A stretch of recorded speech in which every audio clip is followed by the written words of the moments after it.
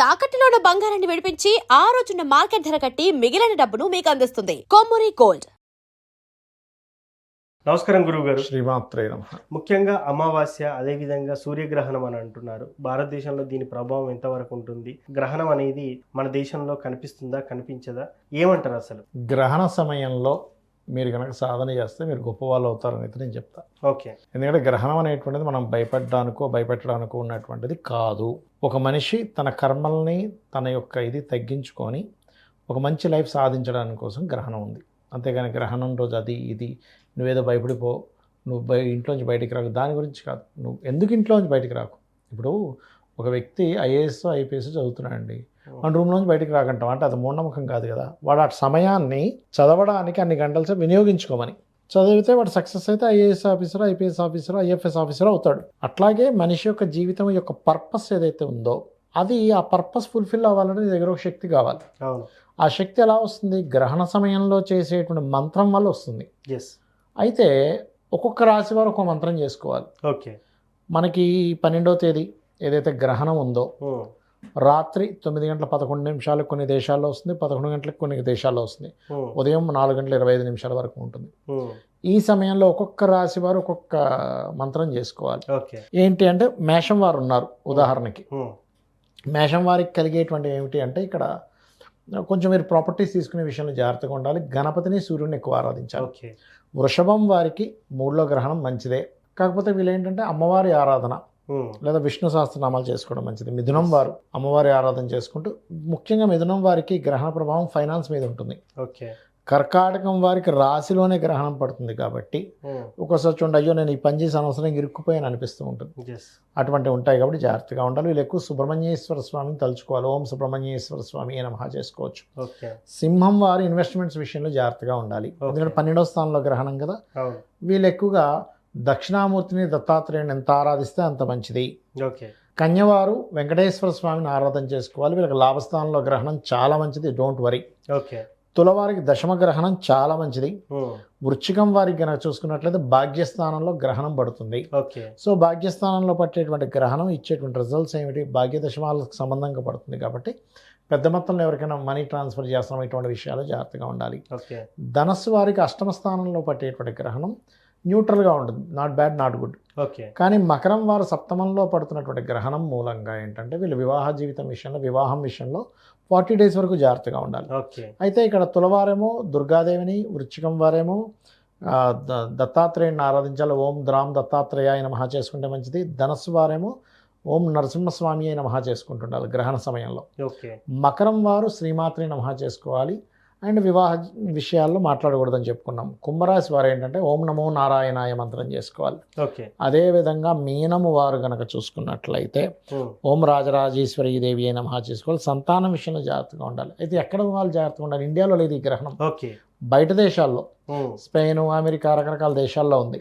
అక్కడ వాళ్ళు జాగ్రత్తగా ఉండాలి. ఇక్కడ వాళ్ళకి ఏమీ ప్రాబ్లం లేదు. కాకపోతే గ్రహణం ఇక్కడ లేనందుకు గర్భవతులు జాగ్రత్తగా ఉండడం. మనం దర్భ వేసుకుంటాం, దర్భ వేసుకోవాల్సిన పని లేదు. ఆలయాలు మోయాల్సిన అవసరమే లేదు అసలు. గ్రహణం రోజు మొయ్యమని చెప్పలే. కాకపోతే ఈ పురోహితులు అందరూ కూడా ఏంటంటే ఆ సమయంలో జపం చేసుకుంటారు కాబట్టి మొయ్యడం స్టార్ట్ చేశారు. అట్లా అట్లా అట్లా అట్లా అందరూ సాధన చేసుకునే సమయం కాబట్టి మొయ్యడం జరిగింది. కానీ ఏదో ఆ గ్రహణం వచ్చి భగవంతుని ఏదో చేస్తుందని కాదు, గుర్తుపెట్టుకోండి. ఎందుకంటే గ్రహాలు రోజు పొద్దున్నే వచ్చి వాళ్ళకి దండం పెట్టుకుంటాయి, వాళ్ళు ఏం చేస్తారు ఈ భగవంతుని. కాబట్టి ఇది ఒక రాంగ్ కాన్సెప్ట్ వెళ్ళింది. కాకపోతే ఏంటంటే గ్రహణం రోజు చేసేటువంటి జపము, తపము ఏదైతే ఉంటుందో మీకు 1000 రెట్లు ఫలితం ఇస్తుంది. అంటే రోజుకి ఎగ్జాంపుల్ ఈ రోజు ఇప్పుడు ఒక ఓం నమో నారాయణాయ అన్నం, లేకపోతే శ్రీమాత్రే నమః అన్నం, ఒకసారి ఫలితం 1000 రెట్లు ఫలితం గ్రహణ సమయంలో. అక్కడెక్కడో ఉంది ఆ గ్రహణం, ఇక్కడ మంత్రం చేస్తే ఫలితం ఉంటుంది అనేది ప్రశ్న. అక్కడెక్కడో శాటిలైట్ ఉంటే మన ఇక్కడ మన సిగ్నల్స్ రావట్లే. అవును కదా. కాబట్టి ఏంటంటే ఫలితం ఉంటుందండి. ఇప్పుడు ఒక చిన్న ఎగ్జాంపుల్ చెప్తా. ఇప్పుడు మీరు ఎప్పుడైనా మీరు గమనించారా, మీ ఫ్రెండ్తో కానీ ఎవరితో మాట్లాడేటప్పుడు మీరు ఆవులింత తీస్తే ఆ వ్యక్తికి ఆవులింత వస్తుంది. అవును. ఎందుకు వస్తుంది?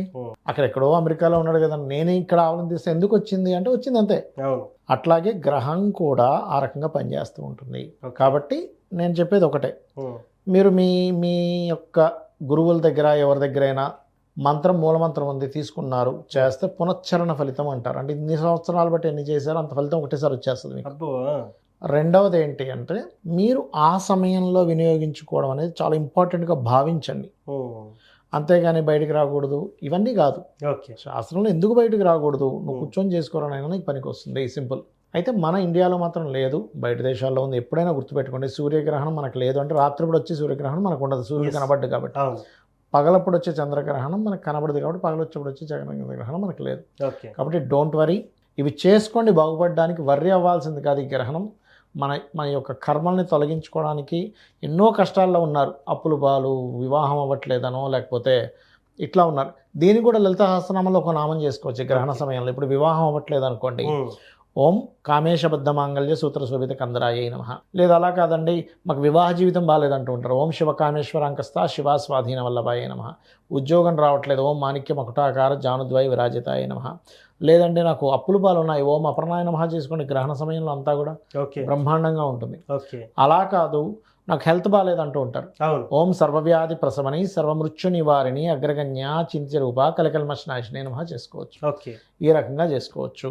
సో దీనివల్ల మంచి ఫలితాలు చూసే అవకాశం 100% చూస్తారు. నేను అనేది ఏంటంటే మీరు ఎంత భక్తి శ్రద్ధ భావనతో చేయాలంటున్నా. చాలా మంది పూజలు చేస్తూ కూడా ఎందుకు ఫలితాలు రావట్లేదు చెప్పమంటారా మీకు? చెప్పండి. ఇంట్లో ముగ్గురు ఉన్నారండి, తల్లి తండ్రి బిడ్డ. అరటిపళ్ళు స్వామివారికి పెట్టాలి. ఏదైనా అరటిపళ్ళు తీసుకునేటప్పుడు థాట్ ఎలా ఉంటుందంటే చాలా మందికి, ముగ్గురం 3 అరటిపళ్ళు 6 డజన్ సరిపోతాయిలే అనుకుంటారు. ఓకే, అంటే భగవంతుని పెట్టేది ఆలోచించకుండా వీళ్ళు తినేది ఆలోచిస్తున్నారు. తప్పదంటున్నది. ఇప్పుడు మీరు ఉన్నారు సార్, మీరు ఒక ఇంటికి వెళ్ళారు గెస్ట్గా, వాళ్ళు ప్లేట్లో ఇట్లా పెడుతూ, సార్ మేము 6 మైసూరుపాకు మేము ముగ్గురం ఉన్నాం, 6 ఉన్నాం, 3 కొనుక్కొచ్చుకున్నాం సార్, కానీ మీరు వచ్చారని మీకు పెడుతున్నా అంటే మీరు తీసుకుంటారు సార్? అసలు తీసుకోం కదా. ఏ మైసూరుపాకు నాకు లేదని మనిషి అనుకుంటాడు. 10 రూపాయలు పడితే మైసూరుపాకు వస్తుందని. భగవంతుడితే ఇదంతా, ఆయన ఎందుకు తీసుకుంటాడండి? అందుకని నేనేమంటానంటే, మీరు పూజ చేసేటప్పుడు ఇంటి నుంచి బయలుదేరేటప్పుడు స్వామివారి కోసం కొంటున్నా, స్వామివారి కోసం పెడతా, స్వామివారికే ఇది. నువ్వు చీర కొనుక్కున్న స్వామి కోసం పెడుతున్నప్పుడు స్వామి కోసం, తర్వాత నువ్వు స్వామివారి ప్రసాదంగా నువ్వు తీసుకో, తప్పలేదు.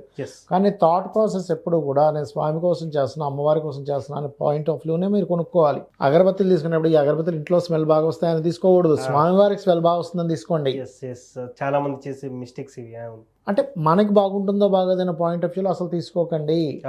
మంచి స్మెల్ రావాలమ్మో స్వామివారికి, మంచి గంధం వాడాలి. స్వామివారికి పెడుతున్నాం కానీ అంతేగాని మంచి గంధం మనం కూడా రాసుకుంటాం కదా, మనకి స్కిన్ ఇష్యూస్ వస్తాయేమో.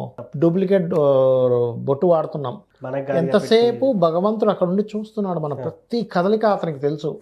అట్లా చెయ్యండి, మీ జీవితం మారితీరుతుంది. సో మొత్తానికి అమావాస్య, అదేవిధంగా గ్రహణం ఏ రాశుల వారికి ఎలా ఉండబోతుంది, ఆ రోజు పాటించాల్సిన నియమాలు ఏంటి, చదవాల్సిన మంత్రం ఏందని చాలా చక్కగా చెప్పారు సార్. ధన్యవాదాలు. శ్రీమాత్రే నమః.